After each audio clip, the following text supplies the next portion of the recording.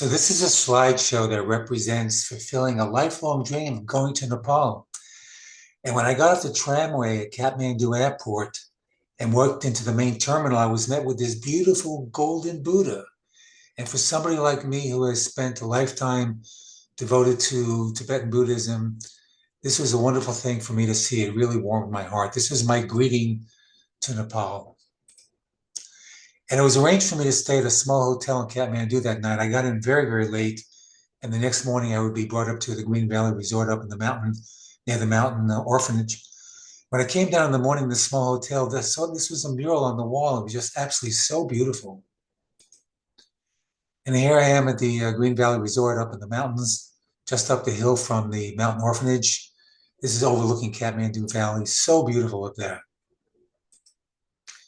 So the first day there, the kids were instructed to make signs saying, "Welcome to our home," and put our names on there. They were given all of our names, the people on the trip, and they chose who they want to have, which names they want on their signs. So these two boys had my names, and Clint said, "Go over to the kids that have signs with your name on them." And these two boys did. This is Tilak, who's 8 years old, and this is Bebek, who's 5 years old. And here's the signs they made with my name on it. And here we are. We really had some fun times over the next few days. Such sweet, sweet kids. I'll just mention, this is a talent show that we had that first day there. So this was some kids doing their little dance there.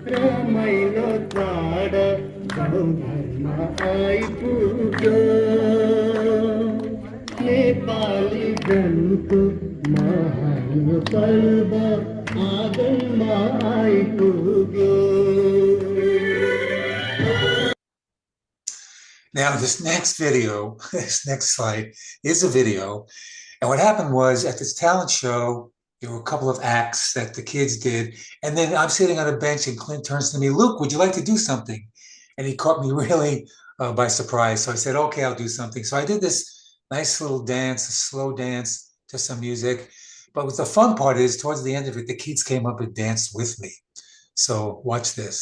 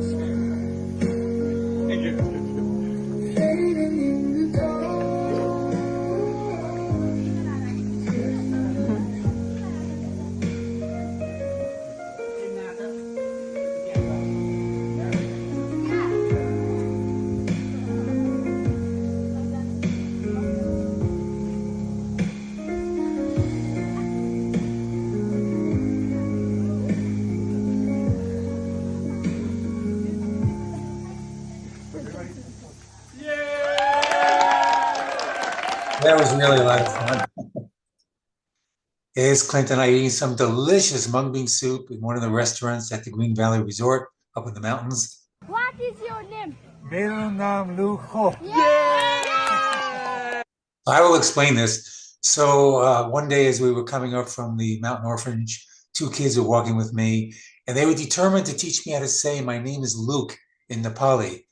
So I finally got it, and when we got up there, they wanted to show me off. So here it is. What is your name?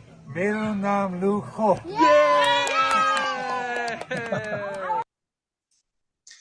So a good friend of Clint's, Tenzin, she brought us to this amazing Tibetan Buddhist temple in Kathmandu, and it was at the tail end of a teaching he was doing with his students, most of whom were Westerners.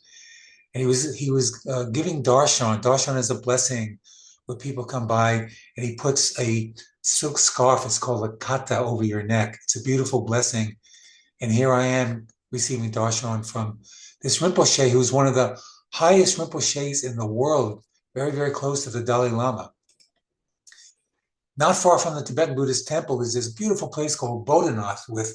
This here it's called a stupa, S-T-U-P-A, on the right side. You'll see another picture of it in a moment.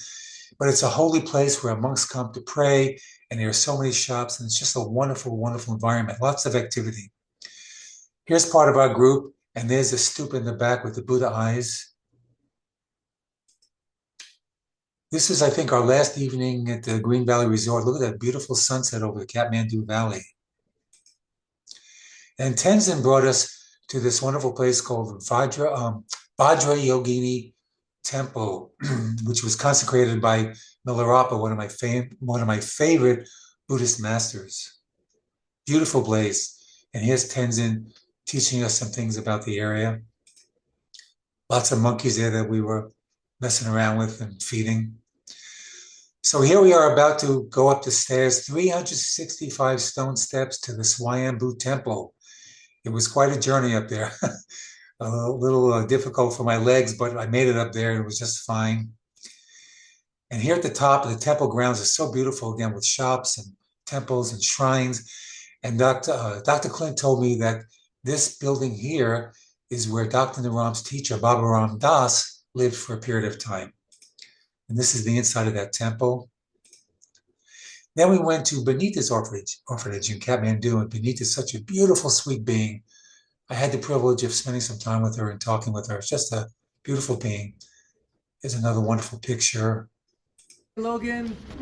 Let me explain this. As we came in there, they greeted us, and Clint had each one of us walk through, and he had them say namaste to each one of us with our names. Namaste, Angie. Namaste, Angie. Namaste, Pete. Namaste, Pete. Do you remember the running video you made? Yeah. For Pete, go Pete, go Pete. This is Pete.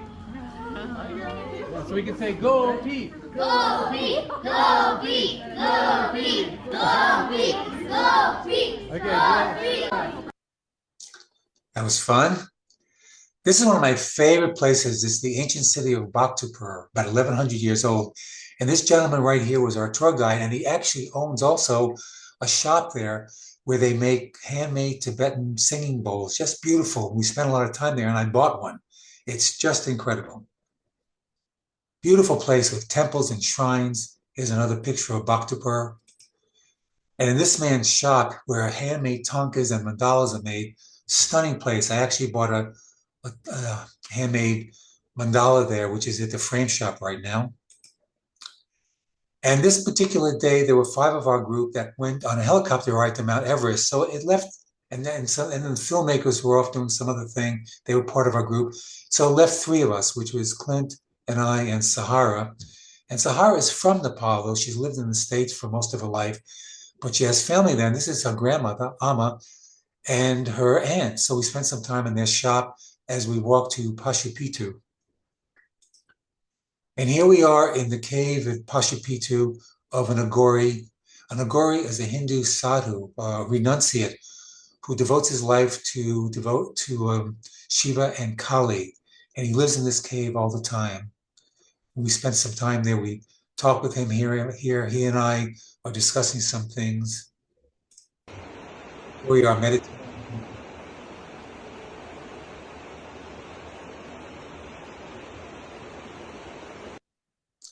And he put that, in this previous picture, he put that mala bead over my neck. It was really a nice moment. This is also at Pachapitu near the Bagmati River. They cremate bodies along this river. That's a big holy place for that. There was an event that we had for the Bridge program, which is a program that helps the kids that are aging out of the orphanages adapt into life. They get trained on jobs and everything. So this was an event for those kids. The ages were between about 17 and 22. Singing and dancing and eating, it was just a lot of fun.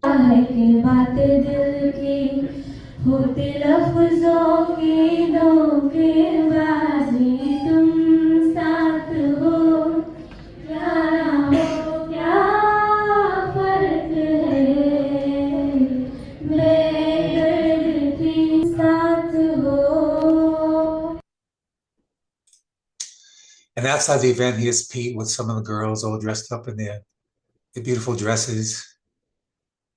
So this is another beautiful place called Patan Durbar Square, again with so many shrines and temples and so much activity there.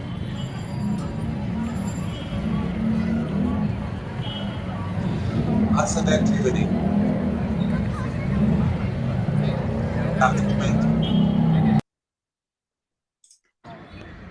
Clint brought us, let me just stop this for a second. Clint brought us to favorite, let me stop this. Clint brought us to one of his favorite restaurants, which has like 3 or 4 floors to it. And we're on the roof now. We're eating lunch on the roof. And this is overlooking Patan Durbar Square. You could see how beautiful this is. So many ancient structures and temples. And we're having a beautiful lunch up there.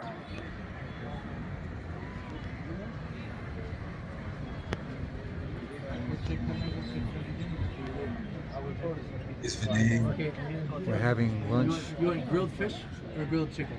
Grilled chicken. Clint, I was sitting with Clint at the table. He's asking me if I want grilled chicken or grilled fish. There's me and brother Vinay. So this is a nice story. That same day at nighttime, Clint brought us to his favorite popsicle place. And they were amazing. I had 2 mango popsicles. But as we're doing this, these 3 kids, these boys were there looking at us with just longing faces. So I called them over and I bought them some mango pops and they were very, very happy. So my last couple of days there was during Diwali, which is a beautiful, colorful festival that worships Mahalakshmi, the goddess of abundance. And there's so many lights in the city. It's like Christmas time and it's so colorful and there's mandalas everywhere. This is a colored rice mandala that's being made by the staff of the Sophie Hotel right outside the main lobby in this beautiful area. And in the early stages, which you see here, they let me help them a bit with some of this. So that was a lot of fun. And here's the finished mandala. It's all colored rice, so beautiful. And Clint brought us to a third orphanage. I think it's called the Annabal or the Annabal House, something like that. And so we spent some time there.